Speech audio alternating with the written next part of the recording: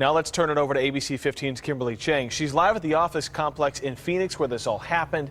And Kim, I got to imagine for people returning to work this morning, it has to be difficult, but at least they do have some relief that this guy is no longer out there on the loose.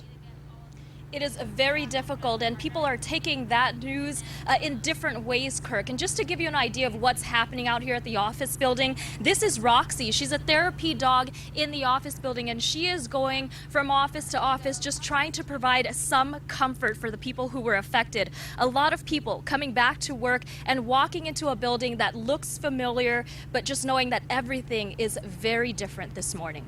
You don't think it will happen, in a place where you feel safe most of the time. There's no more threat from the suspect, but the terrifying moments replay over and over again for the people who were here.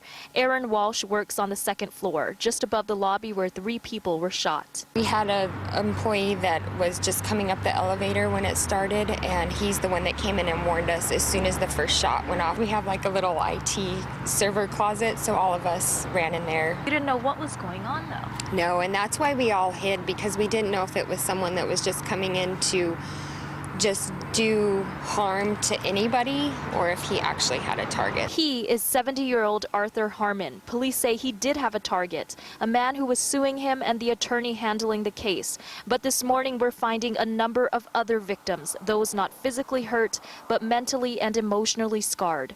I'm scared. Get scared and worried about it.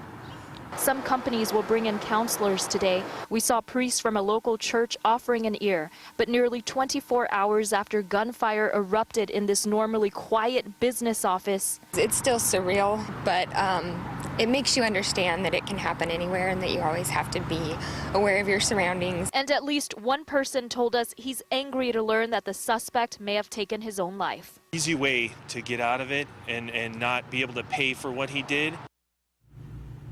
And the reaction this morning, again, just very different depending on the person. Some people tell me they're still shocked. It hasn't all sunk in. That last man you heard, he was just very angry that the shooter doesn't have to pay for what he did.